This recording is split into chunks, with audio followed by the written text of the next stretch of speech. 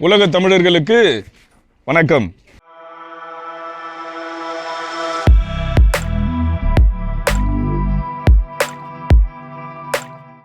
இன்னைக்கு நம்ம நெதர்லாந்தில் நடக்கிற தேர்தல்களை பற்றி பார்க்க போகிறோம். இங்கே இப்போ உள்ளாட்சி தேர்தல் நடக்க போகுது. அதோடைய விளம்பர பலகை தான் இது. நெதர்லாந்தில் தேர்தல்கள் ரொம்ப சிம்பிளாக நடக்கும். நான் இந்தியாவில் தமிழ்நாட்டிலலாம் தேர்தல்களை பார்த்து பிரமிச்சிருக்கேன். அந்த மாதிரிலாம் இங்கே தேர்தல்கள் நடக்காது. அதோடைய ஒரு சின்ன பதிவாக தான் உங்களுக்கு நான் இன்றைக்கி இதை பற்றி காட்ட போகிறேன். இது பார்க்குறது நீங்கள் ரெண்டாவது விளம்பர பலகை. இது இன்னொரு இடத்துல வச்சுருக்காங்க. இது போல் நிறைய இருக்காது, கொஞ்சம் கொஞ்சம் தான் இருக்கும். ஸோ அது எல்லாத்தையும் நம்ம இந்த பதிவில் பார்க்க போகிறோம். இதுதான் அந்த ரெண்டாவது விளம்பர பலகை. இதுதான் அந்த மூணாவது தேர்தல் விளம்பர பலகை.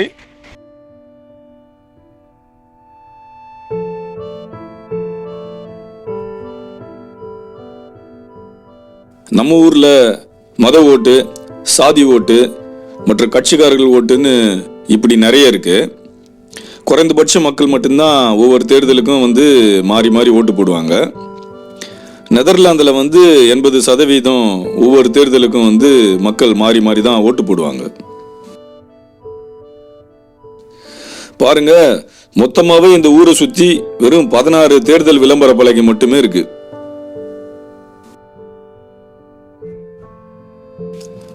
எல்லா போர்டையும் சுற்றி காட்டுறேன் பாருங்க. தெருவில் ஒரு கொடி, பேனர், சோரில் போஸ்டர் ஒன்றுமே இல்லை பாருங்க.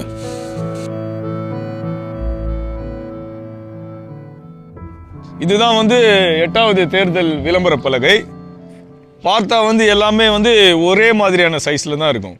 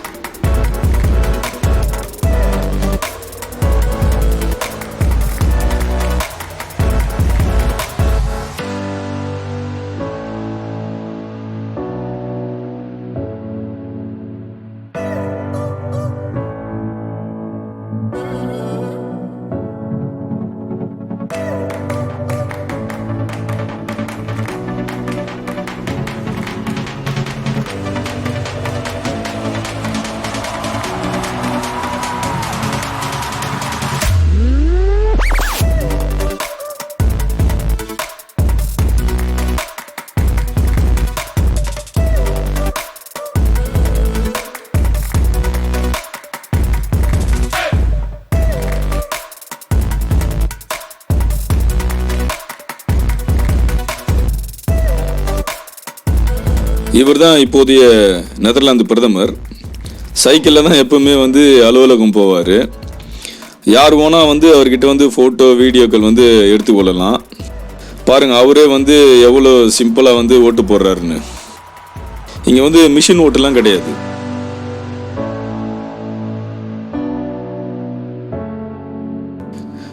இதுதான் ஓட்டு போடுற பாஸு. இது தபாலில் வீட்டுக்கே அனுப்பிடுவாங்க. ஓட்டு போடும்போது இது கூட பாஸ்போர்ட் மட்டும் கொண்டு போனால் போதும். நம்ம ஊர் தேர்தலுக்கும் நெதர்லாந்து தேர்தலுக்கும் நிறைய வித்தியாசம் இருக்குது. நம்ம ஊரில் தேர்தல்னா செவ்வறு முழுக்க போஸ்டர் ஒட்டியிருப்பாங்க. அப்புறம் கட்சி தலைவர்களுடைய படம், வேட்பாளர் பெயர், சின்னங்கள்லாம் அங்கங்கே வரைஞ்சி வச்சுருப்பாங்க. அதுக்கு நெதர்லாந்தில் அனுமதியே கிடையாது. அப்புறம் வந்து பொதுமக்களுக்கு வந்து இடையூறு தரும் வகையில் வந்து பொதுக்கூட்டம், ஊர்வலம், அப்புறம் சாலை முழுக்க வந்து கட்சி கொடிகள், பெரிய பெரிய தலைவர்களுடைய விளம்பர பலகைகள்லாம் வந்து இங்கே வைக்க அனுமதியே கிடையாது. இது வந்து எல்லா தேர்தலுக்கும் வந்து இப்படி தான் நடக்கும். அப்புறம் வந்து பிரதமர் தேர்தலில் மட்டும் என்ன பண்ணுவாங்கன்னா, கடைசி நேரங்களில் வந்து எல்லா கட்சி தலைவர்களும் வந்து தொலைக்காட்சியில் வந்து நேரடி விவாதங்கள் பண்ணுவாங்க. இது போல் ஒரு சிறிய இடத்துல வந்து இடம் ஒதுக்கி இருப்பாங்க. அதில் வந்து தேர்தலில் நிற்கிற எல்லா வேட்பாளர்களுடைய படம், அப்புறம் அவங்களுடைய வந்து கட்சிகளுடைய பெயர் மட்டும் இருக்கும்.